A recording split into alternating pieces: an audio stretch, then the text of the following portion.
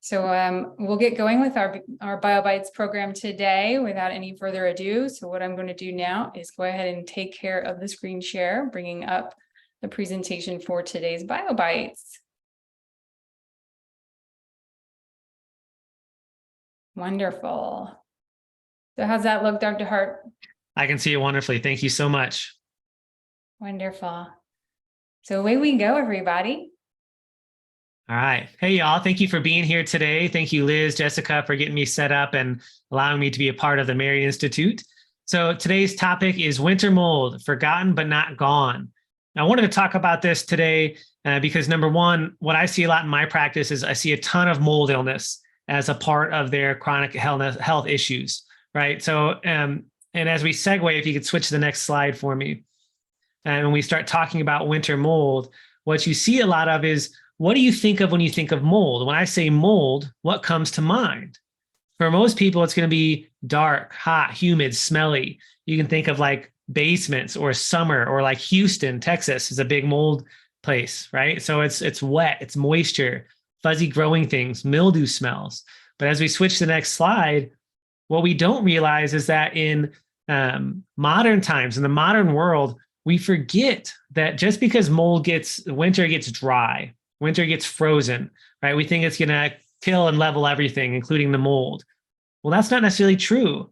Now, don't get me wrong. Mold is going to be really prevalent in the hot, humid areas, right? That's going to be tropical environments, any of the coastal towns. It's always going to be big there. But with our modern building materials, so the way we make buildings now is we trap everything in to make it energy efficient. Our walls are basically made out of pressed paper, to be quite honest.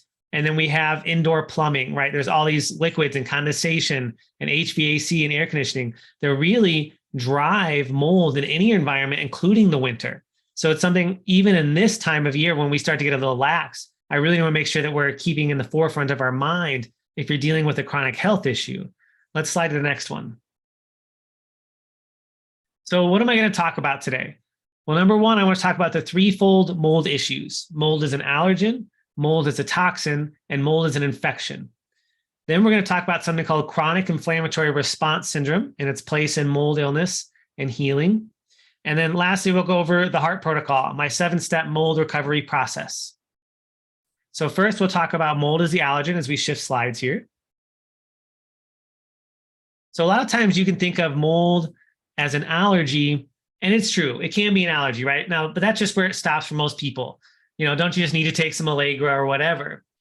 But the reality is that allergies are an immune-based inflammatory response. It's actually a hyper response to something where your immune system tries to attack it and creates a lot of inflammation. Okay, so mold comes into the body, you breathe it in typically, or you eat it in your food potentially, and your immune system attacks it a little too strongly sometimes, and you create massive inflammation. Let's go to the next slide. Now, if you're dealing with mold allergies, right? So what are some symptoms that might be mold as an allergen? Because what I'm trying to do is I want to distinguish for you when mold might just be an allergy, when it might be a toxin that you're dealing with, and when it might be an infection, or potentially when they overlap.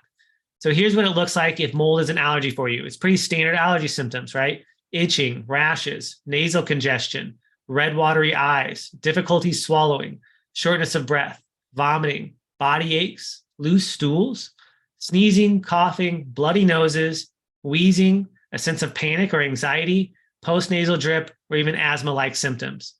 So look through that list. Take a second and see what makes sense to you. Do you fit any of that criteria? So is that then something you need to look into? Let's shift slides. So as you're thinking about that, let's stop and look at mold as a toxin now.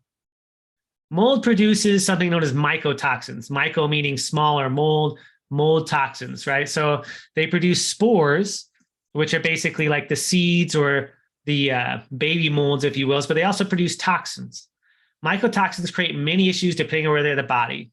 So if you're breathing in the mycotoxins, they might create issues in your sinuses and your lungs, but they can also get in your bloodstream, your liver, your spleen, your digestive tract, even your brain. Now, here's something that's really important.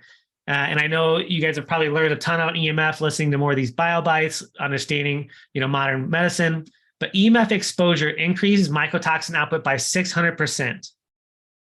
Let me put that slightly differently. If your mold is exposed to EMF radiation, which in a home it is, it can't not be, it increases the amount of mycotoxins by 60,000%. 60,000. Okay. Now that's way different than the mold you might find in a tree stump out in the woods. This is part of the reason why mold exposure and mold illness is getting so bad lately, why it's just seeming to be getting worse, is because the more EMFs we have, the more the mold that might be a small amount in your home is becoming more dangerous. It's creating more mycotoxins. Now, when we have these mycotoxins and they're becoming a part of our illness, this is known as biotoxin illness. There are other infections and diseases that lead to biotoxin illness. Lyme disease is one of them. But basically, the mycotoxins act as a biotoxin and they start to make us sick. Let's transition slides. And so as we're thinking about that, now we can shift a little bit away from what are the symptoms of allergies to what are the symptoms you might look for if you're dealing with a mold toxicity, right? So brain fog and cognitive issues are a big one. Headaches, migraines, visual disturbances. Your eyes might get fuzzy, or you might get more floaters. You could be dizzy or faint a little bit. Fatigue. You might have mood swings, seizures. And when I say odd neuro symptoms, what I mean there is like twitches, tics, tremors, things like that that show up, buzzing feelings, right? Internal vibrations. Frequent urination is a big symptom of mold toxicity if it's affecting the brain. Body aches and pains. You might have hair loss, digestive issues, food intolerances, hormone imbalances, rashes or depigmentation. That's when your skin actually loses the tan, the coloring to it. And so what you'll see a lot with those people, if that's a part of it, is they'll have blotches where they can't tan very well. Weight gain or weight loss. The mycotoxins actually they create what's called leptin resistance, which leptin is important for maintaining a healthy weight. And so no matter what you're doing, it makes it difficult to lose weight when you're dealing with mycotoxin illness. Fibromyalgia symptoms, body aches, brain fog, poor trouble sleeping, and then chronic infections. The mycotoxins will lower your immune system, okay? They make it more difficult for your immune system to fight other infections. So they allow other things to come in. Now, what's big here and what I found in my practice is that some of the patients with chronic Lyme disease or maybe chronic Bartonella or whatever, and they weren't responding to typical care that I would get good results with, it usually ends up being mold illness underneath. Not always, but a lot of times. So we'll go looking because what's happening is that mold illness is allowing the immune system to be so weak that no matter what you're taking, whether you're blasting with antibiotics or using herbs or what have you, they can't keep ahead of it because the mold toxins, the mycotoxins are impairing your immune system from showing up to the fight.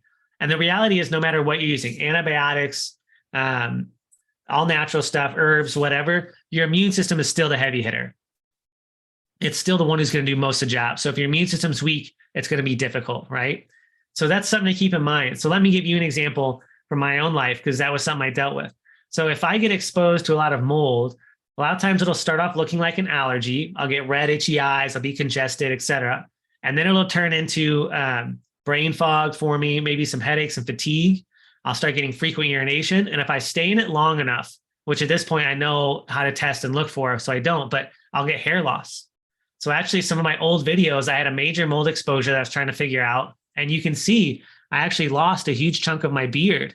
It was just perfectly bald because mold, it was fungus. And so I grow back now after I treated and dealt with it and detoxed the mold out and got out of the mold exposure. But these are something I want you to think about if you are dealing with any of these symptoms. Now, here's a big one too that I find. If you have chronic infections, okay, this month I have the virus, then I have the next bacteria infection, then I caught my kid's cold again, and now I'm back to having the stomach flu, and now I'm back to having the next cold. You need to not look at so much like, do I need to treat the virus or the bacteria? You should be looking at mold. And I've seen this consistently because of how much mold in the house or your environment is lowering the immune system. That what you'll get is all these other chronic infections, and you or your practitioner, whether or not they're natural or mainstream, doesn't matter. They may be chasing all these other things and missing the underlying cause that's causing all this other stuff. So it's something to look at if you're dealing with any of these issues. Let's go to the next slide. All right, mold is an infection. So we've looked at what if you have an allergic response to mold? What if you're dealing with the mold toxins? But now what if you're dealing with fungal overgrowth, right? If you've got too much of the mold and it's growing in your system. So when you think of a fungal infection, a lot of times you might think of ringworm. It's not a worm, right? It's a fungus. Cradle cap for little kids and babies, vaginal yeast infections, Dandruff, a lot of times, is a topical fungal infection, or fungal pneumonia, where the mold gets in our lungs. So, and those are all fungal issues, but it can go way farther than this, right? Fungus can inhabit toenails, fingernails, skin, all those sort of things. They can inhabit the digestive tract, which is a big one. So what I want you to think of, though, is if you're dealing with these, like if you're dealing with recurrent ringworm, your kids are dealing with cradle cap, even though they're a little too old for it, you're constantly having vaginal yeast infections. What's driving this fungal infection? Why aren't you getting rid of it, right? You should be able to clear it. So what's underneath? Let's go to the next slide. So what ends up happening is a lot of times it's because you're getting constantly exposed to these mold spores. You're breathing them in, or you're eating them in foods. And so even if you're trying to treat at the same time, what's happening is that fungus is allowing it to take root. It's like you clear out one weed and then you throw a seed in place of it. So a lot of times you need to check your environment. Are you living in a moldy environment?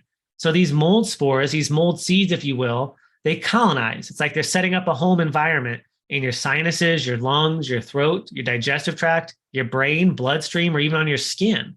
And so you have to uproot the home, but not allow new seeds to come get planted. So what symptoms are there? Well, they really depend on where the infection is at. And I'll give you another list, but symptoms of a brain fungal infection are going to be much different than a lung, than a skin, than a digestive tract. So that's something to think about as you read this list.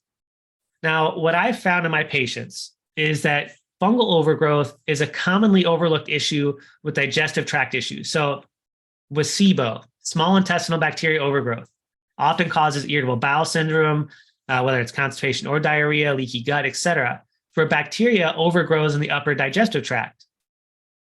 But if you're treating that over and over and over again, and it's not going anywhere, because you might need to be treating fungus. That's been a big cause of it. And so it'll cause things like bloating, indigestion, heartburn, etc., which we'll get into. But you need to look underlying, right? So don't just get honed in so deeply on, is it SIBO? Is it small intestinal bacteria overgrowth? Is it a parasite? Be open-minded. Let the signs, the symptoms, the clinical picture, the laboratory testing, let it tell the story, right? And so you can see, hey, maybe there is bacteria, there's also fungus, and you need to be specific about what you're addressing. Let's go to the next page. All right, here's some common symptoms of mold infection, right? Sinusitis, chronic sinus infections, nasal congestion, excess mucus, cough, brain fog, bloating, acid reflux, indigestion, constipations and or loose stools. You can either alternate or be prone to one or the other. Body aches, joint pain. I had one patient, she had this chronic, it almost looked like gout, but when they did the testing and even a little bit of biopsy work, it wasn't gout. It ended up being like a inflammatory arthritis in one joint in her foot.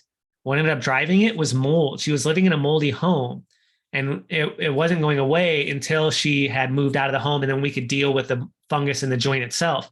But her joint had actually gotten infected with fungal overgrowth, and it was allowing it to basically create an inflammatory arthritic environment, almost like single joint rheumatoid arthritis. And so you have to look for those things, and you have to be willing to look at the odd things, right? Rashes. So that could be all sorts of rashes, from eczema to like a topical skin rash to ringworm, etc. Body odor is a big one. So it's almost like that sweet, mildewy smell is often accompanied with fungal overgrowth wherever that's at. And so if somebody just has a constant odd smell like that, not like BO, I mean, it is body odor, but not like that smelly toxic odor. This is more of like a, did I leave my clothes in the washer too long? Or sometimes it can be a little sweetish if it's yeast, right? Night sweats are a big one. Vaginal odors or infections, brain-based symptoms. So that could be mood swings, brain inflammation type symptoms, headaches, neurological disorders, all that, if it's fungus driving there. And then I put much, much more here because wherever the fungus is at, it's going to cause a specific set of symptoms. Okay. So you need to look at that front. Let's go to the next slide. So if you're dealing with this, if you're dealing with mold illness, there's something called chronic inflammatory response syndrome. It's a multi-system inflammatory response to biotoxins from Lyme, mold, or other microbes. The biggest one I see is typically mold. It's a combination of a mold allergy, toxicity, and infection. What happens is anytime you're exposed to either the mold toxins or the molds themselves, you have a massive inflammatory response with each mold exposure. Now, these people who are dealing with this, they end up becoming a walking mold test because they can walk into an environment and usually within a few minutes to 30 minutes, they're starting to have a reaction, and it's usually pretty consistent. And so they're going, okay, there's mold or water damage somewhere in this building or area. We don't want to use them that way, right? It's not good, and it also creates this feedback in the brain that we don't want to build on. Now, this is also genetically sometimes associated with HLA genes. These are also involved in celiac disease, but it makes it more difficult for your immune system to clear the mold. So what ends up happening with these people is each subsequent exposure creates a massive response. Now, one of my cases, she had chronic inflammatory response syndrome from mold and Lyme. If she got exposed to mold, she typically would have a seizure, and then she'd be in bed for 3 days. If she had to get out of bed, her legs typically didn't work very well, her legs, and so she'd be in a wheelchair. Now she's doing great. She's competing in martial arts. She's actually a national level competitor, about to finish high school, driving, all that good stuff. But at that point, none of that stuff was on the table because her school, number one, was massively moldy and her home was moldy. And they weren't figuring that out too late. All they knew is she had asthma, food intolerances, and eczema. And they couldn't explain, the medical system couldn't explain the seizures. Well, it was mycotoxins. They were creating an inflammatory event in the brain, which exacerbated activity, seizure, out for 3 days, right? So something like that could look like chronic inflammatory response syndrome. Let's shift sides. Okay, so this is what I call the Hart protocol, a 7-step recovery process. So I'm going to take you through this so you can have an idea of what I do with clients and patients if they're dealing with mold. And the key here is, while this is a general outline, each of these steps needs to be customized to you so that you're getting what your body needs, right? Step 1, let's hit the next slide. Step 1 is to test. You need to test your environment to see if you're dealing with mold in that area. Was it a recent exposure, an old exposure? So you want to look at your home, your work environment, anywhere you're spending a significant amount of time, including your car. I've had patients, like last year or two, I've started having patients test their car more often. Some people's cars are gross. And if you have kids and they're getting food down in those seats, you better bet that's growing mold. You got to get that cleaned out. So we use plate testing, and you can see this on our website, the versions we use, but it's like a Petri dish. As you can see my picture there, and you leave that out and it can tell you if there's mold growing in that area. There's the EMA test, which tests for both mold spores and mycotoxins. That one is geared more specifically with health in mind. It's more of a clinical test meant to correlate your symptoms with the environment you're living in. And then ERMI is more of a relative moldy index. It was made by the Federal Housing Authority to help them figure out mold in homes. All of these are great. A lot of times I'll start with the plate testing. And if we can't figure it out, then I'll bump up to the more intense testing of EMA or ERMI. Usually I find you don't have to do both the EMA and the ERMI, either or. So you want to test your environment. If it's moldy, you got to clean it, okay? Now that might mean professional remediation if it's intense, and you need to find a company who's familiar with mold illness, okay? It might mean that you can do a little bit of cleanup yourself, or it might mean getting rid of a piece of furniture, something like that, okay? But you got to make your environment safe for you again. Then you also want to test yourself for mycotoxins. There's a couple of different urine tests. There's 3 or 4 urine tests now that are out that are really good. That just shows, do you have mold toxins in your body that you're dealing with? Okay, so you want to make sure you know what you're dealing with. And then you want to test your body for specific issues. So when I talked about mold creates specific issues, like for instance, frequent urination, that's because mold lowers what's called ADH in your brain, antidiuretic hormone. That's what allows you to maintain fluid balance. Well, mold lowers that, it suppresses it. So we can test, do you have enough ADH? We can test your immune inflammation scores with C3A, C4A. We can test various other hormones. So I talked about depigmentation. That's working with melanocyte stimulating hormone, MSH, coming out of your pineal gland. Now, that does a lot for skin pigmentation, but it does a lot for immune system, regulating brain function, regulating other hormones. And so that gets suppressed as well. And when that's suppressed, it also allows other infections to colonize in your sinuses because your immune system isn't fighting them. So it's important that after you test, you seek to make your environment safe again. Sometimes that means moving out for a period of time or indefinitely. Sometimes that means making other changes in the home we can talk about as we go, but you got to make your environment safe again. Let's go to step 2. Step 2 is about opening up your detoxification pathways and clearing the biotoxins. Okay, so the Marion Institute is a body that does a lot of education around bioregulatory medicine, biological medicine, which I've done a lot of training in as well and worked a lot with the Marion Institute on. And so when we deal with detoxification, it's a lot of times it's different than the typical functional medicine mainstream version, and it's especially different than the allopathic model. Okay, so what you want to start with is drainage. So I like to think of this as a boiling pot. So let's say it's after Thanksgiving, you got your turkey and you're going to make some bone broth. And so you put your turkey carcass and the veggies and stuff in this big pot and you start boiling it. Well, what's going to come to top is a lot of this frothy stuff and whatever. And some of that you may want, but some you don't. You need to clean it off. And you want to get that cleaned and scraped off before you go digging deep and breaking up the bones and the meat and things like that. And detoxification, it's the same way. We have to clear the cream off the top, right? We got to get this stuff out of the way first. We don't want to go digging deep and making a giant mess. So we want to let the body drain is essentially what we're doing. We want to let the bowels drain, the skin drain, the liver, kidneys, gallbladder. They need to drain so they can get that stuff out. Basically, we need to open up the exits. And so when I say that, you want to start backwards through the 3 phases of detoxification. I don't want to get too heavy here on how to do a full in-depth detoxification, but essentially you want to open up the exits before you worry about stirring everything up. Can you sweat? Are you hydrated enough to urinate? Can you have daily bowel movements, maybe 2 or 3 a day? Are you doing plenty of deep breathing for a lot to get out? So those are the 4 main exits: breathing them out, sweating them out to the skin, urinate them out, and defecate them out through the bowels. Are those open? And then can the organs drain into them to get things out? And that's where a lot of biological and bioregulatory medicine starts. And it's definitely where I start. Okay. Then you want to make sure you're focusing on binding up the mycotoxins as they're coming out. The mycotoxins are mostly excreted through the urine and through the gallbladder. And so you want to have something that's inside your body that can bind them. That might be clay, charcoal, bioactive carbon, different types of probiotics or IgG powder, might be fiber, right? There's all sorts of different binding types of molecules, and they each bind a different mycotoxin. So you want to look at that as well. When I'm working with a client or patient on detoxification, I want to make this as gentle and as safe as possible.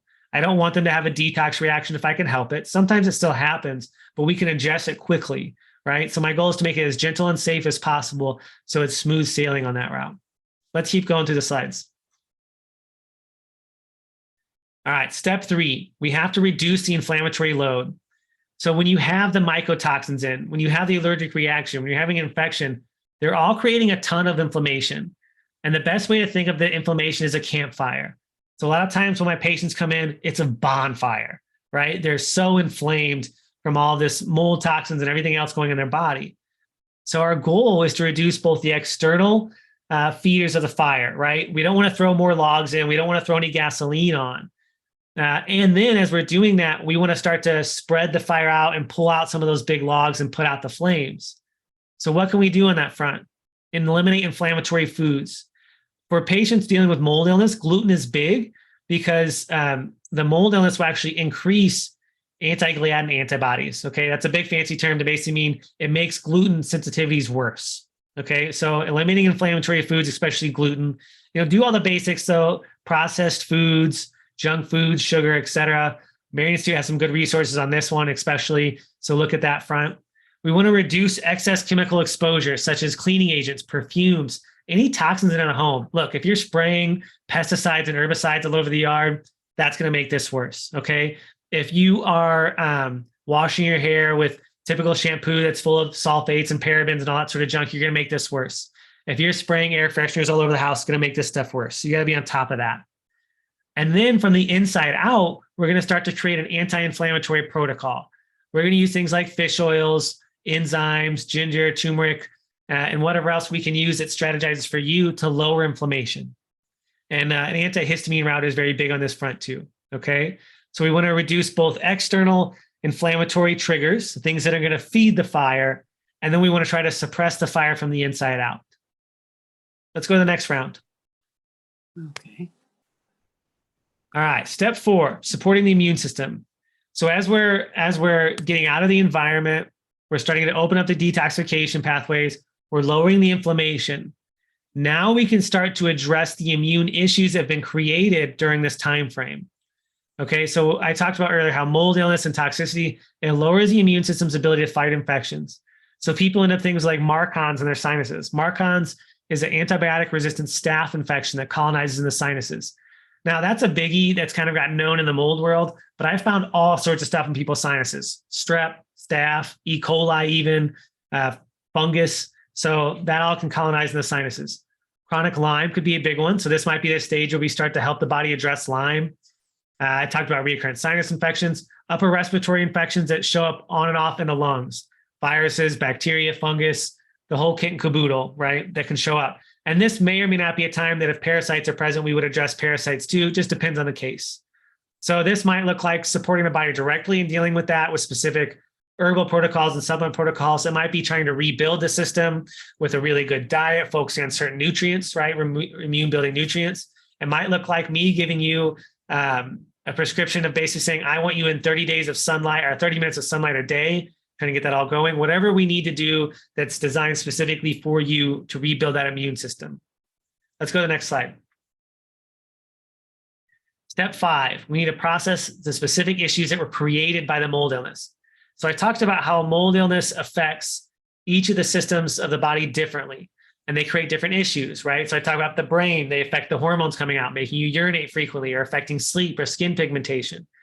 They disrupt hormones like crazy. I've seen it make people infertile, right? So we might need to deal with, like for females, the ovaries or the uterus or the adrenal glands, or for males, the gonads, the adrenals, right? So we might need to look at that specifically. We might need to look at the digestive system.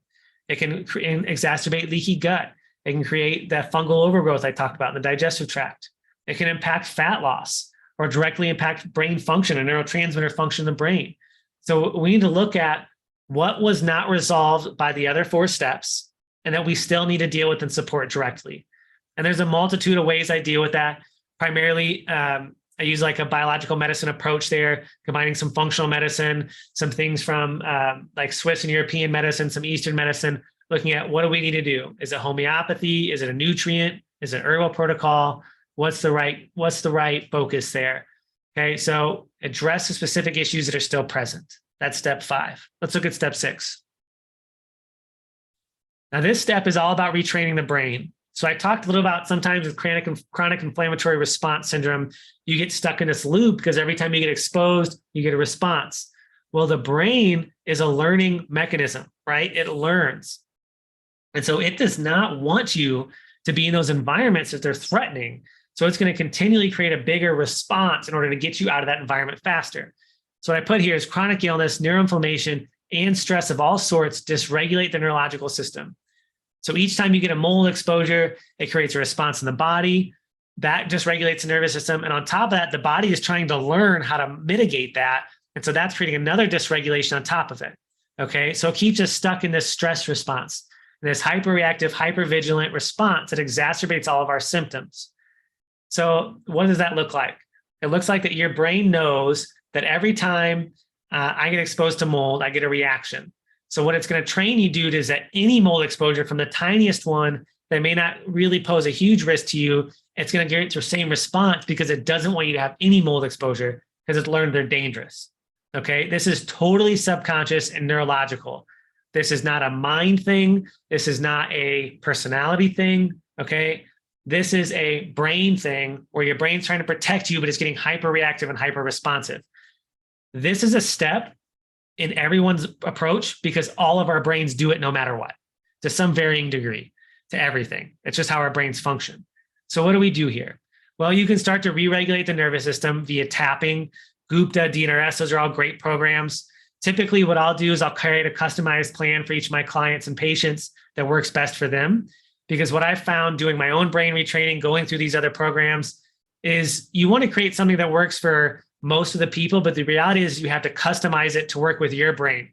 Your neural networks are unique to you, and so you have to create a program that works for you. So you've got to adapt them or customize them a little bit to make them work for you. But some great options here to start with. I'm a big fan of brain dumping, writing down everything you're thinking about to get it out of your head for a second. Big fan of tapping and breathing exercises. One I'm using a lot lately is a sigh method. So you can try it for a second. Let's do 2 or 3 breaths. So get comfortable. Take a deep breath in, primarily through your nose, ideally. And then as you're holding that full breath, try to take a little bit more. And this next part stimulates the vagus nerve and rest and digest. You sigh like a teenager on out. Ugh. Anybody who's raised any teens, you know they've got that. Ugh. It's actually really good for the vagus nerve. Try it again. Breath in. A little more. Last one. Breath in. A little more. And already, even for me, I can feel myself calming down as I get all excited talking about this stuff. So try a few of those, see what works for you. But this is a key step I find in everyone's recovery. Okay, let's go to step 7. Step 7 is all about building a mold tolerance. If you've listened to me talk about this or you dealt with this yourself, and even if you listen today, you recognize this can really be limiting on your life, right? If every time you go into a mold exposure, and we're out here in Tennessee, there's mold all over the place. So it can limit you if you're in the midst of this. So step 7 is all about rebuilding a mold tolerance, making it so your body doesn't take such a hard hit. So there's a couple of factors here. Number one, you may have already been sensitive to mold. And then as you're dealing with all this inflammation, you're getting resensitized. Your body's being more and more sensitive to it. On top of the idea of the brain getting more and more sensitized to it. So it's you're hitting that inflammatory threshold with less and less mold exposure. We can't live a life that way, right? So in step 7, we look and say, okay, this mold sensitization process, it's inflammatory, it's toxic, it's infectious, and it's maybe partially genetic, right? I talked about the HLA genes. You may have a hard time clearing it. But when we follow those previous 6 steps, we focus on clearing the inflammation, detoxifying, clearing the infections, and then we start to support epigenetic healing, we can rebuild a mold tolerance in and of itself by following the other 6 steps. So I talked about the young gal who had seizures with mold. She did have, or does have, I should say, that HLA mold gene, right? Her whole family has it. She just happens to be the one who's most susceptible, but they all get mold symptoms when they were exposed too long. But we can go beyond just those 6 steps, just like we did with her, and we can focus on building a mold tolerance specifically. So supporting and processing the body's ability to tolerate mold, creating immune tolerance, almost like an allergy reset process, and the ability to detoxify mold better. Support consistent methylation and detoxification processes that allow you to, as soon as you come in contact with it, you process it out better. So for that particular client, I talked about she's now a national level competitor in martial arts, but she can go out and be exposed to mold for short periods of time. No more seizures like that. Okay, not out for 3 days. If she's exposed for too long, she might be weak and a little fatiguey and like have allergy symptoms for a little while, but she bounces back quickly. It's not a seizure and out for 3 days and then a slow recovery after that, right? And so for her, regardless of the genetics, we're able to rebuild a mold tolerance. And that's why this step is so important, so you can go live your life again, right? You don't have to be in constant fear state. You want to be smart about it, but you don't want to be in a constant fear state worrying about, is this building moldy? Did they have water damage? Can I go stay at my aunt and uncle's house? We want to be smart, but we don't want to limit our life so much that we've impaired it and the quality of life goes way down. So as you follow these steps, right, as we start to test and we can get you in a safe environment, as we open up detoxification pathways, you lower your inflammation, you heal the immune system, you deal with specific issues, you retrain the brain, and you build a mold tolerance, you start to find life again. You start to heal again, and then you can bring that good news to others. Hey, there's a way out. There's a way to regain your life again. And if I've done it, you can do it too, right? So let's go to the next slide. So hopefully that makes sense to you guys. We talked a lot. Let me recap really quickly. I recapped a 7-step process. I talked about the chronic inflammatory response syndrome and how that goes with mold and Lyme and other biotoxin illnesses. I went through mold as an allergen, a toxin, and infection. And maybe you can identify yourself in some of those symptoms. And if you can, then you just head to step 1. You test. What's my environment look like? What does my inside look like? Do I need to test myself for mycotoxins or these other specific markers, right? And so on our website, I do have the plate testing and things we use. You can look at that. Keystone Total Health on there. There's some good resources as far as mold goes. but you want to know, and that's a lot of times where you want to start. So if people have questions coming up, and I do have a small list of questions that I think people sent in ahead of time, which I'll pull up. Great. So we can look at those. Great. So I was stopping that share. Thank you very much. That was awesome. Thank you, Jessica. Yeah. A little shocking. Maybe I'm a little bit, on the edge now. Thanks for the deep breathing. That was helpful. Yeah, that's amazing. So I'll go right into the questions that have been submitted before. So Sure. One registrant asked, I use a CPAP machine, which is cleaned and sanitized weekly. But when I wake up, one nasal passage is usually stuffed. Could there be mold in the CPAP or in the nasal cavities? Yeah, so a lot of times what ends up happening is you got to make sure with the CPAPs, you're cleaning every single part of it, right? And you clean it really well. And especially the part, the cannulas or the mask, whichever one you're using, needs to be cleaned nightly, needs to be upped and swabbed and cleaned nightly. And then whatever you're sourcing, whether it's an oxygen concentrator from that front point or an actual tank, make sure it's a clean source that you're getting it from. But often if the CPAP a lot of times is moldy somewhere, or what's happening is you have a colonization of the sinuses and you're constantly exposing it all night long. And so it's an irritation. Yeah. So I would really hunt around that machine, make sure you're cleaning and changing the filters regularly, make sure you're getting in there and getting all the spots cleaned. And maybe it needs to be cleaned on a more regular basis, especially if your home is moldy and it's bringing that in constantly. All right, great.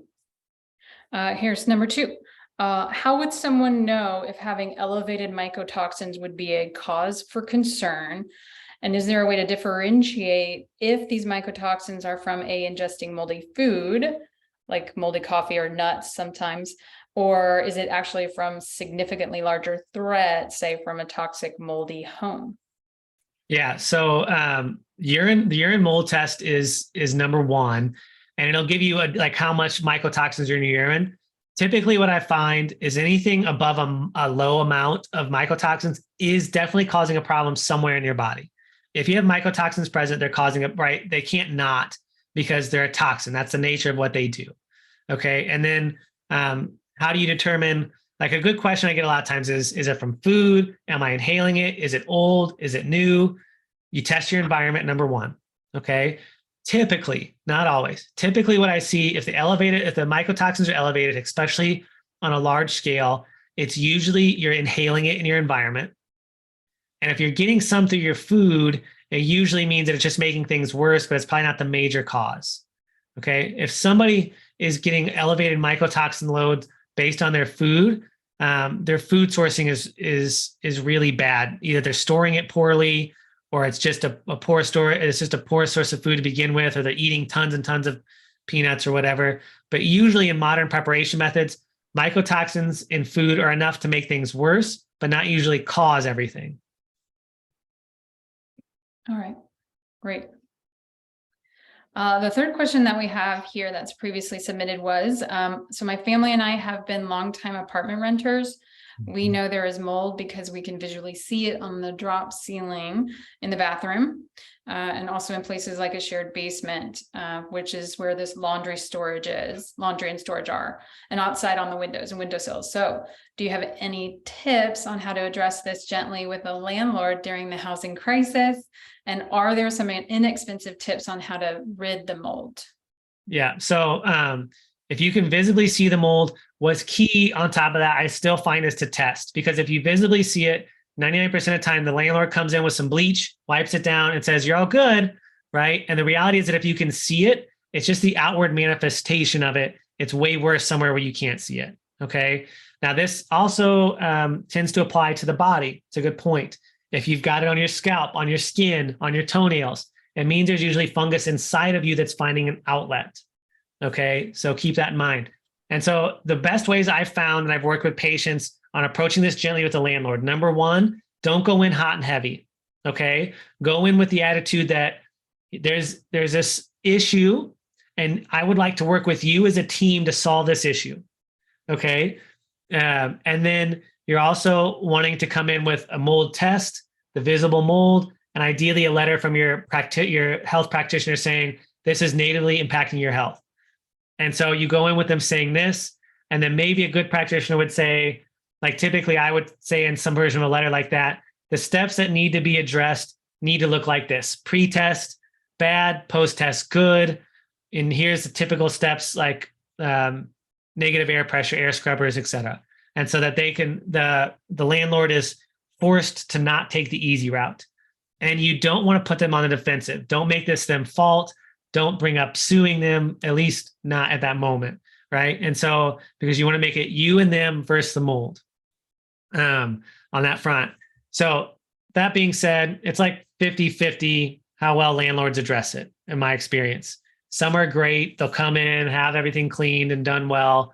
Some come in, recognize, like I had one family, they were renting a house, and the mold was so bad that it wasn't even worth them keeping the house. They basically ended the lease for them, gave them 30 days in a hotel to help, like paid for it, and then demolished the house. The mold was that bad. And so, but it's I find it's 50-50. Now, there are some things you can do. You can have the HVAC system cleaned. Fogging is a huge one. Ozone, air purifiers that are low micron air purifiers. There is a guide I have online as well that I wrote that kind of goes over some of this stuff. So you're cleaning the house, you're changing the HVAC filters. So I'm meaning AC and heater filters once a month, and you're using a high quality one. Okay. To clear that out. Those are all steps that are going to be really helpful. Typically, if you have carpet, it needs to go, but you need to recognize that whatever you disturb is going to release stuff. So if you're going to remove the carpet, you want all of your stuff out of the area, whatever. Hopefully that's helpful. Yeah, that's great. So let's move into the questions from the chat. Joy's asking, what's the difference between Marcons, biofilms, and the colonized fungal in sinuses? Yes. So in slightly different order, biofilm is when bugs, whether it's viruses, well, viruses don't typically make them, but they live in them, bacteria, funguses, etc. They make essentially a shelter, right? They use mucoid plaques, they use heavy metals, whatever, to make a shelter for themselves, which is why it's called a biofilm. It's a film over the top of them that protects them. So it allows them to eat, allows them to reproduce, all of that, and allows them to avoid antibiotics, antimicrobial resistant systems, the immune system, right? So they can live in there. And so it makes it harder to treat. And so what happens is something like Marcons, it's a staph infection that's antibiotic resistant and then colonizes the sinuses and typically makes a biofilm, okay? So Marcons is one type of infection. Any infection that's like fungal or bacterial or mycoplasmal can form a biofilm. And then colonizing is basically means they're setting up shop. So they can grow, and if they live there long enough, they will create a biofilm to protect themselves. So hopefully that helps, but you need to be very strategic with how you deal with that. You don't want to blast it all open and blast open that biofilm because you might release a bunch of toxins and infections you're not ready to deal with. So do it strategically and go about it appropriately with your appropriate support in place. Wow, great. So much good information. We have another question here from Chris. How do the EMFs increase the prevalence of mold? Yeah, so they don't necessarily increase the way mold grows per se, maybe to some degree, but what they do is they're agitating the mold. So mold wants to protect itself, okay? And the way it partially does that and communicates with other molds is through mycotoxins. If it wasn't messing up so many people's health, it'd be really beautiful as a system when you really understand it. But just like EMFs irritate us, EMFs irritate the mold. And so they're producing more mycotoxins as a defense mechanism and to alert other molds of the danger of EMF, right? And so they're basically setting up this smoke signal, and the smoke signal says, hey, if you're trying to disturb us, here's a toxic hit. And it's releasing that smoke signal to other molds that says, hey, there's this threat to us. So just like EMFs pose a threat to us, they pose a threat to the mold, which then exacerbates the issue. All right, great. So here's another question. How long, I know each person's going to be individual on this, but is there a general time frame for your 7-step protocol? Usually, it varies greatly. I would say I see significant results pretty quickly, usually within the first month of people are starting to feel better. right? And then it could take up to 6 months to really clear most of it, especially if I can get you out of the mold exposure. If you can be out of the mold exposure, it goes way faster. Okay. 3 to 6 months if it's not a case complicated by other things. So that case with the seizure issue, she was complicated with Lyme disease. And so it took me a total of 2 years to get her competing nationally. But her quality of life was, going up leaps and bounds in that meantime. Here's another question. Is it possible to actually live within a mold space and not present any symptoms?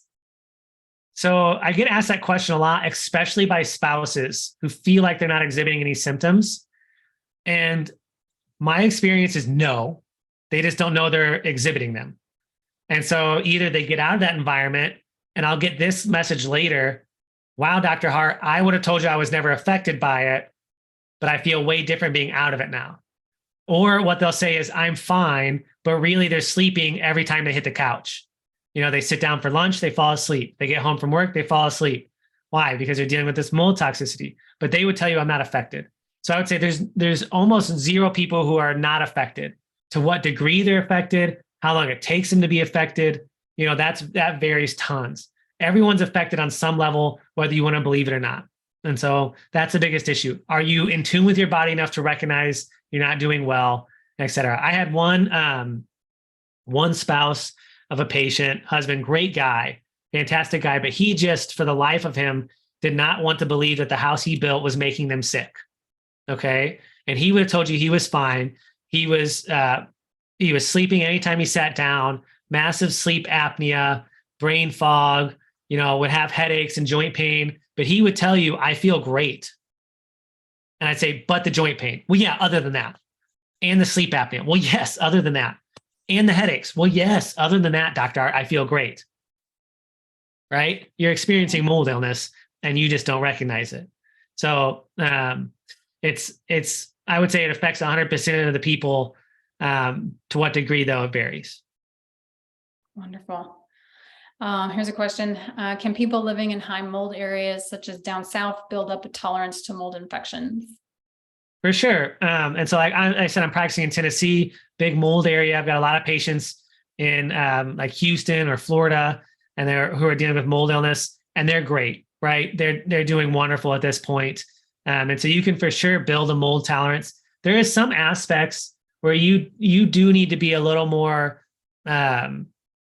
vigilant, but not hyper vigilant in what you're doing, right? So we keep air purifiers in our homes, and I recommend that for everyone is the way we trap air anyways. So we do that. If there's a big major storm, I'm making sure there's no leaks. If there is a leak, I'm fixing it immediately. So like recently we had an issue with the bathtub. We're on that. Call the plumber the next day, make sure, get the mold plates out, clear out that drywall. We're on it because we know in Tennessee, it's more likely to grow humid. So you just need to be on top of that. It's the same thing of like, oh, I live in an area like Florida that has hurricanes. You're going to have hurricane windows. You're going to have hurricane insurance, right? So you just need to recognize the environment you live in, take appropriate steps. It just makes sense. And those people can build a mold tolerance for themselves physically. See it all the time. That's great. Something positive. Yeah. Yeah. So here's another question from Joe. Is ultraviolet light useful in combating mold? Yeah. UV light will kill the mold spores. It can help with mycotoxins, but primarily you have to filter the toxins out. But there's lots of different mechanisms there. There's UV light, there's like PCO type filters and things like that that kill and activate mold spores, viruses, et cetera. And some of the air purifiers we use do run those so that all the air coming in basically filters them out and clears them out. So kills them, inactivates them, and then filters them. And that does work really well. Great. That's interesting. Here's something similar. Can you launder clothing and bags/backpacks to remove the mold? I've heard that some mold experts say you need to actually throw these items away once they've been exposed. Okay, so those are going to be things are typical to hold more mold spores and mycotoxins. So, but you can, and I would say it's maybe like 50-50. You can kind of save them, quote unquote. So if it's in a clean washing machine, in a clean environment, there's different laundry additives, boric acid, different essential oil blends. There's some particular laundry solutions we use that are meant for mold and mycotoxins to wash them out. What you would do is you're probably going to have to do like an hour-long soak, put the additives in as hot as water as the clothes can tolerate, let them soak, and you're probably going to have to do that somewhere between 2 and 5 times, depending on the type of clothes or upholstery or fabric it is. And then see, does it have a mold odor? You might do what's called a tap test for the plates, where you tap the plates on the fabric and see if they grow any mold spores. Do you react when you wear them, right? Do you have a reaction? And so they can be saved. But I actually just wrote an article on the blog about this, about the mold illness and the path of surrender. Sometimes we have to give those things up, and it's hard. But you just need to do whatever's best for you and your body on that front. But you can save them if you try that. If you clean wash and dryer, clean environment, 3 to 5 washes with something that's antifungal and going to rinse the mycotoxins out. Okay. Another question here from Joy in the chat: is low MSH a smoking gun for mold and mycotoxins, or can other things cause low MSH? I would say, in my experience, 80 to 90% of the time, it's mycotoxins. Now, there's a few other things. Anything that's going to affect the pineal gland could affect MSH production. So like fluoridation can affect it, fluoride toxicity, brain injury, right? Neuroborreliosis, which is like where there's Lyme disease in the brain, could affect it. But I would say 89% of the time, it is mycotoxin illness. Mm-hmm. And just for anyone who may not know, what's MSH? Yeah, MSH is melanocyte stimulating hormone. It comes out of the pineal gland and brain. It is responsible for skin pigmentation. It's responsible for hormone balance, immune system function. It's quite vast. Oh, yeah. Okay. And Chris just dropped a link in the chat for your bio blog on winter mold. Yeah. I have one more question. I'm also looking at our time. So, we have a few more questions. Let's see. Do you recommend indoor humidity sensors? And what would be the ideal relative humidity level to keep in the home? Yeah, they are really good. And actually, humidity sensors like VOC sensors, those can all be helpful if you calibrate them right, tell you all that. It's not perfect, but if you can keep it under 30%, you don't want it to get too dry either, but if you can keep it around 30%, it helps. Anything 30. below, like, I think it's like 11 to 14% below that inactivates mold, but it's really hard to live in that. I will just share, we have one in our home and it's generally in the 50, 40, high 40 to 50 range. Yeah. So depending on your environment, like Houston, even Tennessee, it's really hard to keep it there. Yeah. Like it is. And so we'll use dehumidifiers sometimes. But what I tend to do is try to keep the moisture level down as I can from our sources, like make sure the AC unit's not condensing and things like that, condensation. Dehumidifiers get moldy very easily. So that's something to keep in mind. But you just got to do the best you can in your environment. It's not always possible to keep in that 30 range. Wonderful. Okay.